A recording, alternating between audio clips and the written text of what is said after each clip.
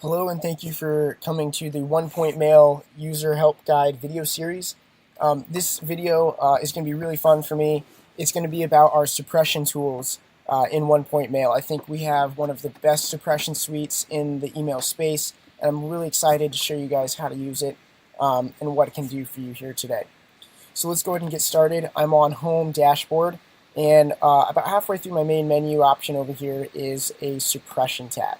So I'm going to go ahead and click that. You can see all these great email suppression tools that we have to use here.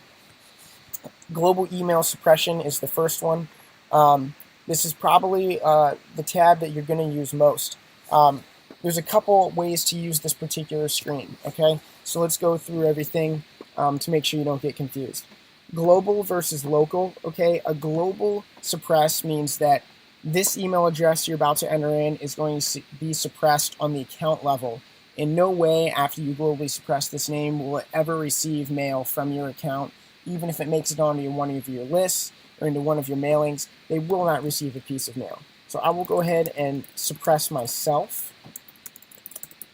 Okay, and you can see now that I will get a message that says you've successfully suppressed this name, and you'll see it down here in our suppressed list as being manually suppressed. Okay, the date it was suppressed, who suppressed it. This is relevant if you have multiple users in your account. You can see who actually did it. Okay, so that's how you do a one-off, one email address suppress. We see a lot of cases where somehow or another someone writes back and they want to be removed, but they didn't click unsubscribe. If you just want to pop in and suppress them this way, you can do that. Okay. Then you've got your bulk suppression. This is what most people use. A lot of companies use multiple email systems to manage their campaigns, and so they want to make sure that their unsubscribes are synced across multiple systems. And so what they'll do is take unsubscribes or their complainers from one mail system, and they'll just come suppress them in One Point Mail to make sure that they're not going to receive any messages. So you can do that here. You basically choose a file. I believe it'll take either CSV or .xlsx, and all you need in that file is email address. So literally, let me create a new file here. I'll put in one of my emails, and another one. I'll put in Ren because he probably doesn't want to receive mail. I'll go ahead and put in Chris, our in-house Canadian. All right, so I've got Ren and Chris and a couple of my email addresses on there. Let me go ahead and save this. I'll save it as a .xlsx, and I'll just name this suppress and throw it right on my desktop.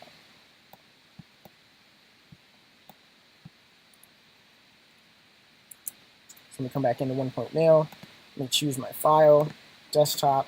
I'm going to choose my suppress file, .xlsx, and import. And it should go pretty fast. Took about less than a second. You can see now all the email addresses that I just included on that file have now been globally suppressed.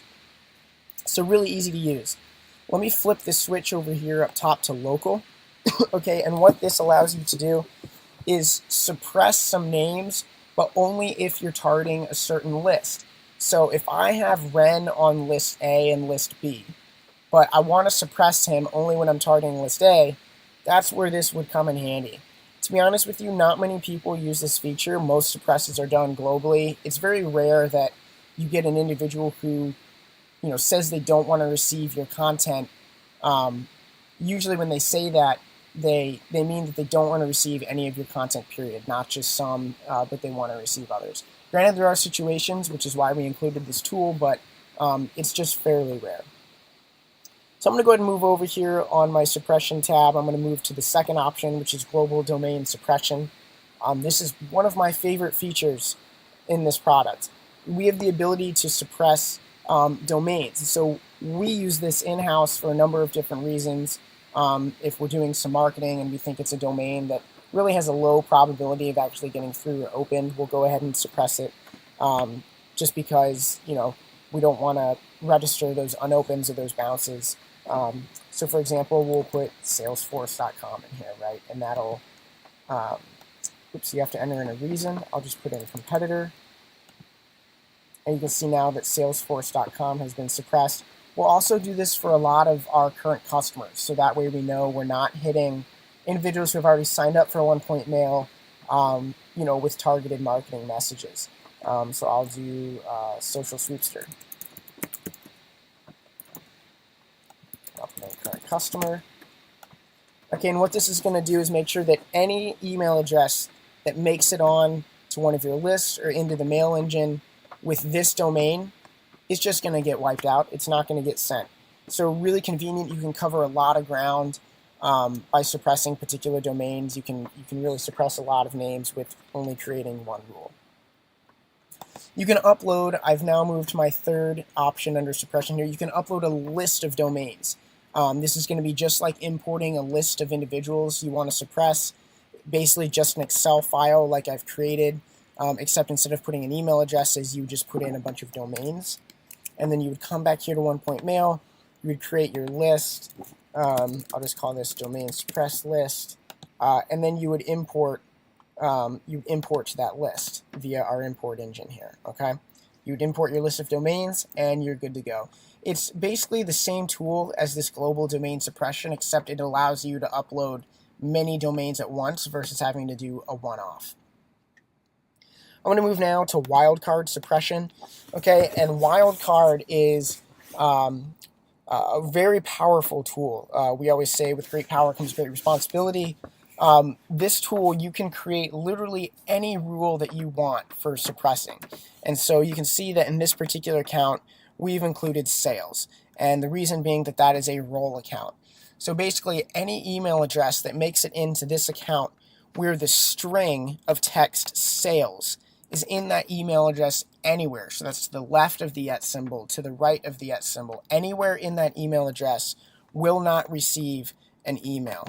Okay, so I'll enter in another one. And pardon my French, but we don't like to email names that have profanity in them. So I'll go ahead and put in this bad word, and I'll put in the reason profanity.